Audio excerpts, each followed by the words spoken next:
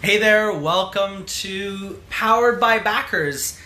We've kept it, I guess, low tech a little bit, although I am streaming live from a phone in my condo here, so in my office. So it's not exactly low tech, but it's a little different from our typical studio production. But wanted to come at you. It's Friday afternoon. It's about 4 o'clock in the afternoon, 3:30 here. Wanted to bring just a very quick tip. We talk to a lot of entrepreneurs. We work with a lot of different entrepreneurs, just like yourself. Wanted to kind of go over a couple things. Wanted to ask you guys, I'd love your comments on this. Want to hear what are you guys doing in this crisis or in this pandemic? What are you doing to sort of get your business through this rough period? Today I want to talk about though three things that basically you can do to protect your business through this type of crisis. And sort of, I was reading an article. Actually, it's kind of funny from 2017, so slightly older article that was talking about some of the things that they recommended that companies do with regards to prepping for a crisis. But we're in a crisis, so I guess my question to you is: what are the three things that you're doing, or what are some of the things that you're doing to protect yourself in this crisis, to make sure that you're able to maintain payroll, that you're able to keep going, keep the lights on, whether it be everyone working from home or different things. I'd love to hear in the comments below. Let me know your thoughts. We've got close to almost 1,500 or so people on this page, many of which are entrepreneurs. There's about 500 or so in the Facebook group, in the Getting Backers Facebook group. So I think it'd be great for all of us to sort of help each other out, give each other ideas and thoughts on what you're doing. But with that being said, I'll get into some of the thoughts that the experts say. And I think this is really appropriate for a lot of businesses today. The first thing that you can do in a crisis, or to prepare for a crisis, or once you're in a crisis, is to look at diversification. So if you're focused on one specific industry as a client base, whether it's the financial industry or a specific sector, or if you're focused on a specific geographical area, you want to be able to diversify so that you have clients in multiple areas, so that you have clients across multiple sectors, across multiple industries, and you want to potentially look at what your core strengths are and the ability for you to take those strengths or those capabilities and to apply them to a potentially different industry or a different product or different service, so that you can withstand losing business in a specific area. So I've noticed, and I'm sure you've noticed on the news, that a lot of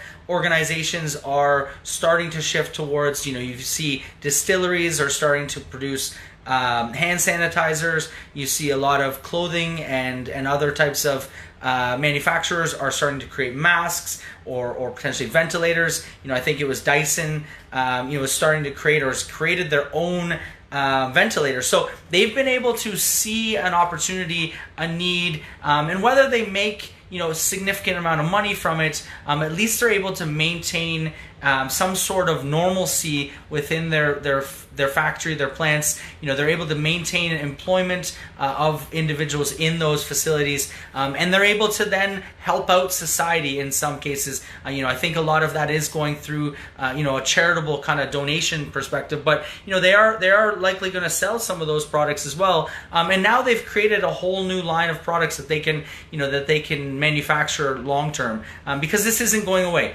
So I'm not saying that you need to diversify your business in such a great extent that you actually change the entire product lineup and that you're starting to manufacture products related to the pandemic. But the idea is that if you can take your current business model, your current capabilities, your current staffing and strengths, and create or find a way that you can start to keep those people employed and keep them working, whether it be from home, whether it be on a different project or something completely different, but utilizing their same skill sets, that is definitely a way for you to be able to make it through this crisis or this pandemic. So would love to hear your thoughts on sort of diversification, and maybe some ideas or things that you guys are actually going through.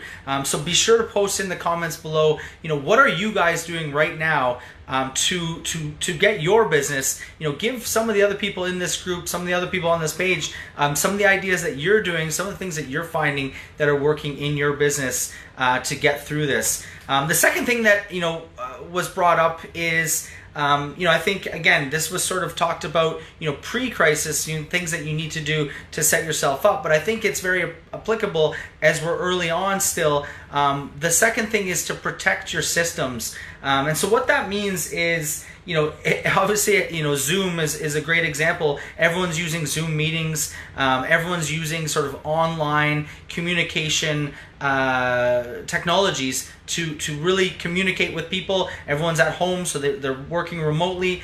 So one of the things that, I think is going to be forced upon people now is not so much, they didn't want to do 2, 3, 5 years ago, but will be forced upon people is to find ways to take your current systems, your current ways of doing things in your business, your current operations, and moving them online, moving them into a online format or cloud-based format. Video conferencing is a prime example, as I mentioned with Zoom.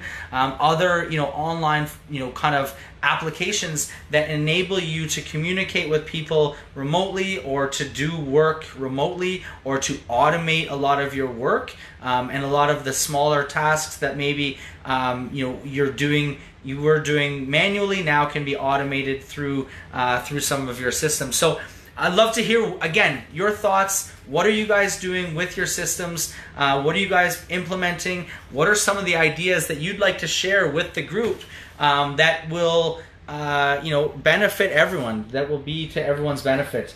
The final one, I think, and this is, again, this is not a extensive list of everything that you should do. It's just a couple of things that, came from an article that was posted a few years ago that I'd read, that I think, is very applicable now, again, as we're early on, ways that you can prepare, or at least protect yourself through, as a business owner, through this crisis. I just noticed there I've got a Raptors hat and a Bills helmet, Raptors, I don't know, lots of sports memorabilia, the 3HL, some mini Stanley Cups, President's Cup. Anyways, the third one is to test. So I think this one maybe we've may or may not have passed, but the third idea around protecting yourself in a crisis, or your business in a crisis, is to test your actual sort of backups, to test your doomsday scenario, and to see what would happen, or what would you do if something were to happen. Now I think we're in that situation, but I still think it's it's prudent to be able to actually go out and see, if you haven't been pushed to the brink, to start to test your backups, power, generators, especially if you're in manufacturing, understanding, power usage, having backup generators. If you're in some sort of online cloud-based business, what are, backup servers, look into your capabilities from the server company, or whoever you're hosting, or wherever you're hosting your application or your business. You need to understand where everything is, and how you can alleviate downtime or outages in your business, because that's going to come probably sooner rather than later, especially given what's happening. So you need to be sort of ready, so that if something does happen, you're prepared. Again, love to hear your comments. What are you guys doing right now? This is sort of just a very quick, it's Friday afternoon, very quick little talk about some 3 things that was in an article from a couple of years ago that you should do to prepare for a crisis, to protect yourself and your business in a crisis. But I'd love to hear your thoughts. I think it's very applicable, obviously, in today's sort of environment. I'll leave it with, I think, a joke that I heard, which was kind of funny. To all the, I guess, what they call them, non-vacciners, don't be the first in line when they come up with a vaccine for COVID-19. Anyways, because then you're a hypocrite. But I'll leave it with that. Happy Friday. Enjoy your weekend. I'll see if I can come to you guys over the weekend. Looking forward to some Raptors play there. It's kind of unfortunate that the season was cut short. Hopefully they can get it played and the Raptors will win again. Anyways, all right guys, have a great weekend. Talk to you soon. Cheers. Bye.